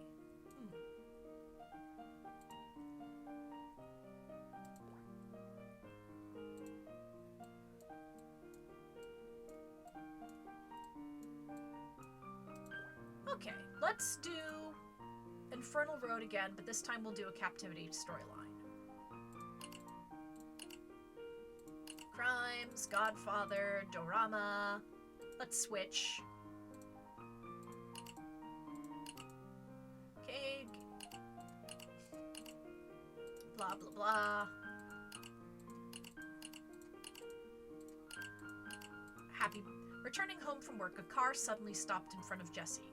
The window rolled down to reveal James. James said, "Happy birthday." Jessie then remembered. It was her birthday. James said to her, "You can choose one gift. Money or power?" "I want power." Jessie said, "Then promote me." James said, "Promote you any further and you'll be on top of me." Even so, James gave Jessie more territories to manage. What to do today? Work. James secretly started a small business. What to do today? A citizen was robbed by a neighborhood thug and sought Jessie's help. Jessie stepped in and dealt with the thug. However, the thug turned out to be the son of a neighboring gang boss. Jessie's rash actions brought trouble, forcing her to pay compensation and apologize. What to do today? Jessie went mountain climbing with James. It rained halfway up and they had to take shelter in a cave. James secretly started a small business. Jessie hid at home and took a nap, feeling refreshed. Sending gift. Jessie gave James 100 paper cranes folded by her own hands. James looked quite pleased, but it was unclear if he was pretending. A subordinate reported discovering the corpse of a shopkeeper in the street, leaving behind a 9-year-old daughter. The shopkeeper had been killed by a drunk hooligan who was known for his misdeeds. Revenge! Jessie killed the hooligan. The neighbors praised her for it. Jessie asked her superior, "When can I go back? If this continues, James might actually hand over his position to me." The superior praised Jessie's loyalty as usual, but seemed to notice her inner struggle and sighed. Walking the line between light and darkness is indeed unsettling. The superior handed Jessie a mission. Kill James, and you can come back. What to do today? A new shopkeeper who didn't know Jessie refused to pay protection fees. Should we teach him a lesson? Yes. Jessie dealt with him firmly. All other potential troublemakers fell in line. Jessie received word from her subordinate that the police would launch a full-scale attack on them soon. Jessie felt a heavy weight in her chest. Why hadn't she heard this news from the police? She hurriedly tried to contact her superior, but the phone wouldn't connect. At night at the port, Jessie stood behind James, the wind blowing in their faces. I'm sorry, Matsu, it looks like you accidentally were, posting way too much within a short period of time. I honestly don't know how to turn that off. I'm sorry.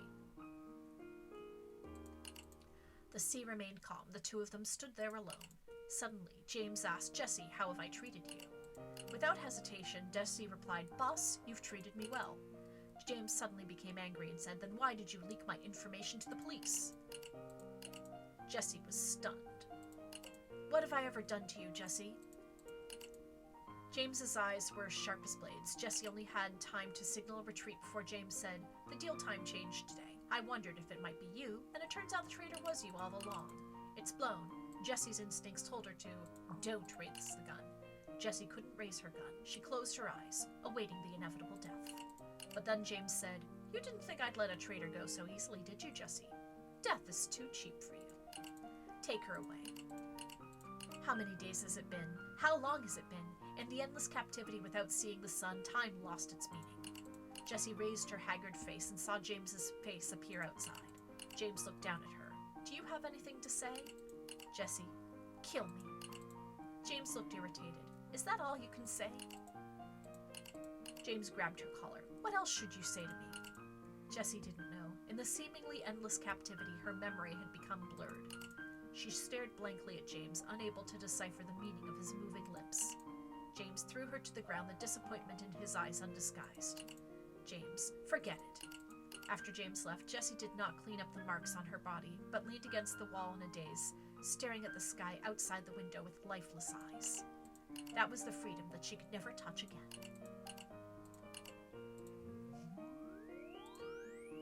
Alright. Yeah, definitely not a happy ending.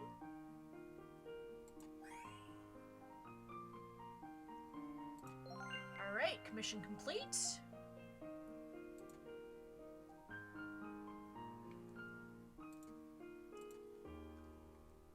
Okay, and it is now... Ooh, fanzine can be published. Let's see which one.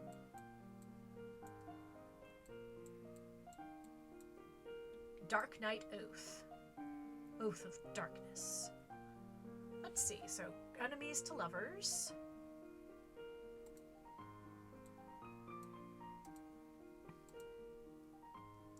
Well, 2 versions of Infernal Road, so let's see. I'm gonna wait on publishing that because it's 2 versions of the same story and it doesn't feel like it should be that way. Okay. Alrighty.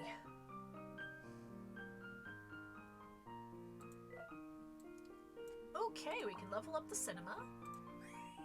Ooh, now we've got drama.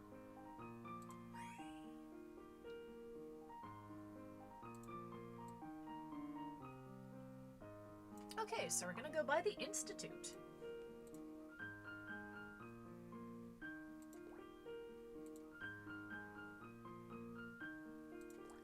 Wander around a bit, listening to all the elderly shippers. By the way, we're in the 2040s, and this is a retirement home for people who write fan fiction. My stomach hurts so much. What do I do? It hurts so much. It's that time of month. I'll go get you some warm water. What? What's so funny? It's just the last time someone told me to drink more warm water was ages ago. It's so nostalgic I couldn't help but laugh. I know I'm terrible at taking care of people. Jewelry Jelly Sensei, don't think that way. Well, somehow after laughing, my stomach doesn't hurt as much anymore. Having you here is really the best. Okay, brainstorming time. Huh? What? Huh? Okay. All right.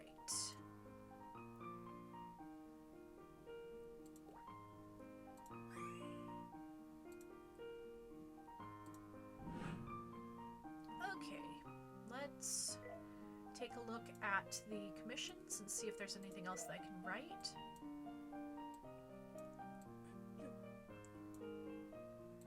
Ooh, Campus AU commission with Campus and Fluff. Okay. Campus and Fluff. There we go.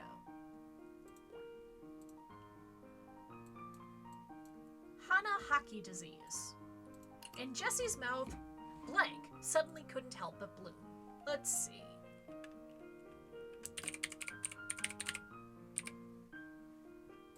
Vileplume suddenly couldn't help but bloom. As time passed, her body weakened day by day.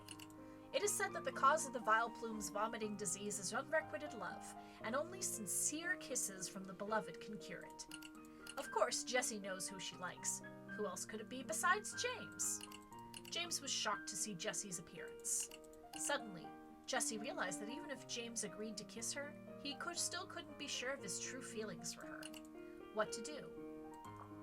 Jessie pleaded with James to kiss her and explained that it was just an attempt. James agreed. However, Jessie's condition did not approve. Perhaps this disease requires true emotional connection for treatment. The next morning, James came to see Jessie. Upon opening the door, James saw Jessie lying peacefully in a sea of pure white Vileplumes. So quiet, so beautiful. But she will never wake up again. When James came to his senses, tears were flowing down his cheeks. You are such a fool, he thought.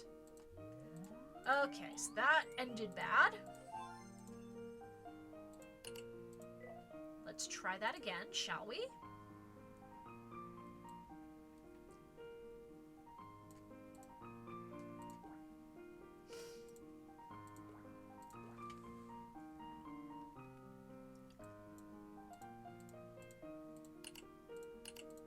Let's try a different Pokemon this time.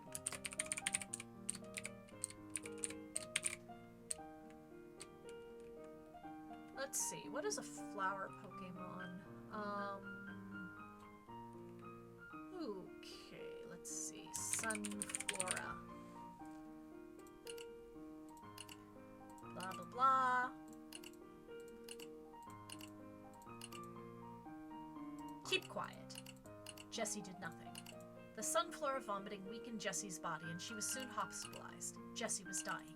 Before dying, James came to visit Jessie, watching Jessie pale-faced, coughing up blood, but only Sunflora were coughed out. Jessie weakly uttered her last words. After I die, you must promise me 3 things. My bank card pin is... Let's see. After I die, you must promise me 3 things. James interrupted Jessie. You won't die.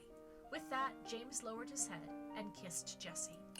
James's breath smelled good, and in that moment, Jessie forgot to breathe. The Sunflora disappeared all at once, and Jessie's throat cleared up, as if sunlight had pierced through the clouds. James stared at Jessie with bright eyes without blinking.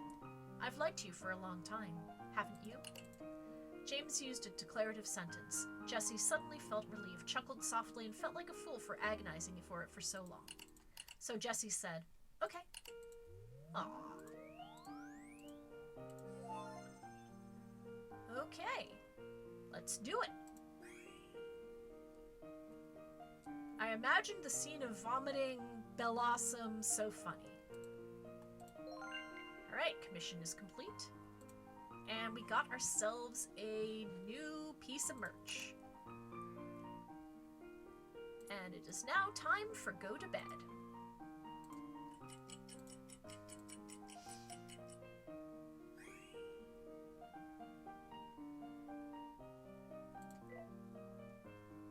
Alright, some more commissions. Birthday commission. It's my birthday next week. All I wish for is some serious work from you. Do what you do best. Okay! Let's do it.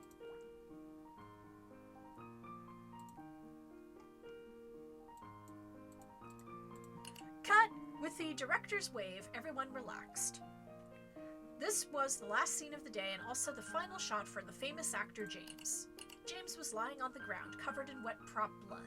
Jessie stood in front of James, with her hair sticking to the side of his face, eyes deep, unreadable. 1 minute ago, James had died before her. Jessie's hand still held the residual warmth of James's body. She felt something. It seemed as though she had really lost James. Before Jessie could grasp this feeling, the director's voice shouted, "Cut!" breaking her thoughts. The crew, who had already prepared, rushed in with flowers, and the camera clicked furiously, capturing James's final scene. Congratulations on wrapping up. Mr. James, your performance was amazing. See you at the wrap party tonight, Mr. James. James wiped his damp hair and was surrounded by people leaving the set. Jessie clearly hadn't recovered from the scene, her hand trembling, fingertips stained with James's blood, though it was prop blood. The emotion James expressed in that last scene and his heartbreaking look were deeply etched in Jessie's heart. And his last line still echoed in her ears, striking her soul for a long time. Live on with my share.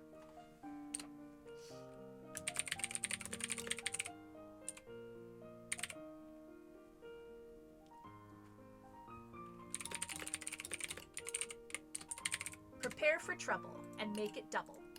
Jessie had an inexplicably feeling that the line wasn't just acting. Let's chase after him. Suddenly, Jessie rushed forward, desperately pushing through the crowd, and tightly embraced James from behind. The warmth of James' body reminded her that he was still alive. James was a little surprised, but didn't pull away from her embrace. Jessie's voice came from behind, muffled. Don't die, James. James stayed silent for a long time. This film might be their last collaboration, and Jessie had a premonition. If she didn't reach out now, James, this wind-like man, wouldn't forever leave her. Eventually, James sighed, stretched out his hand, and touched her cheek. James, all right, I promise you. Because of that film, the two became connected and worked together many more times. Several years later, James and Jessie officially announced their marriage, dominating all the headlines. After finishing a shower, Jessie came out and saw James watching that scene from the film. Live on with my share. Prepare for trouble and make it double. On the screen, James said that line, closed his eyes, and lay in Jessie's arms. Jessie could hardly believe it. Holding James's lifeless body, a roar of sorrow and anger pierced the sky.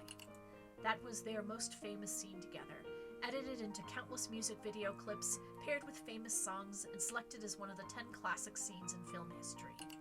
Now, watching that award-winning scene, Jessie felt no more than a flicker of emotion, but then James suddenly spoke. Did you know? I was planning to quit the industry after filming this movie. James had been going through a dual career and family crisis with immense pressure, and Jessie knew that well. She gently sat behind James, holding his body. Did you change your mind? Yes. James buried his face in her towel, breathing in the scent of her shampoo. Later, I thought, living on with you doesn't sound so bad. All right. Birthday! This is so well written. Weird good. Ugh. Alright, commission is complete. Got some money. And let's see if we can head out to the mall and... Oh, we can level up the cinema.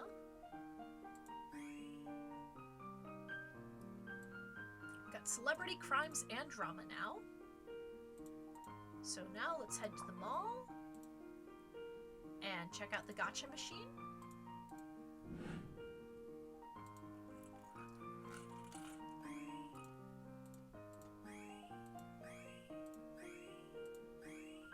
Ooh, we got the best one.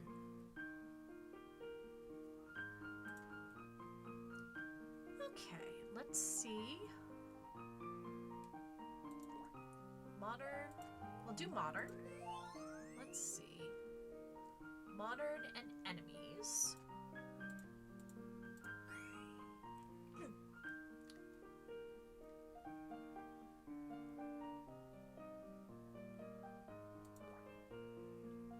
And do some work. Handing out flyers is a part-time job.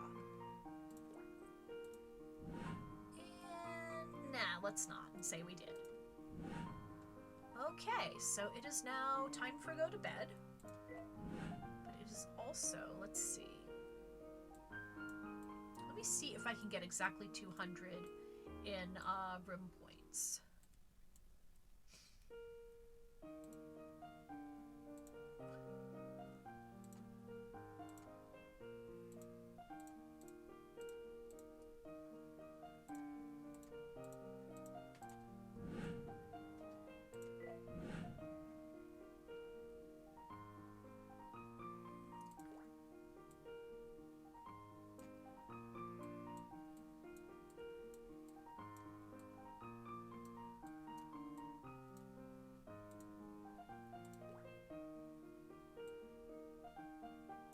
All right, 200 out of 200.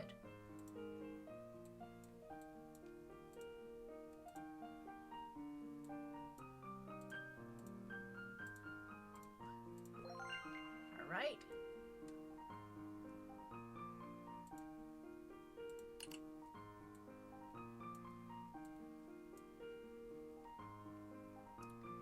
Okay, let's see. Really don't have that much time left, so let me see if I can publish another fanzine.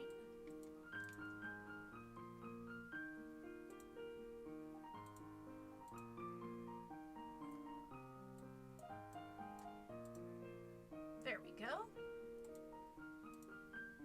The printing of this book must include crime investigation turmoil. Okay, so we can't do that. Do this. The printing of this book must include Infernal Road.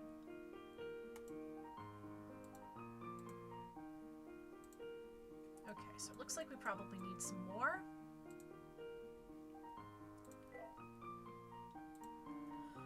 But it looks like first time for go to bed.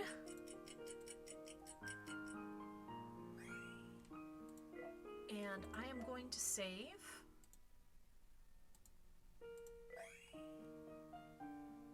Alright, so we are going to check to see who is streaming right now, and we will give them a raid. Okay, let's see. Ooh. Okay, it looks like Edward Bosco is about to play Metal Gear Solid, the Twin Snakes. So we are going to raid him.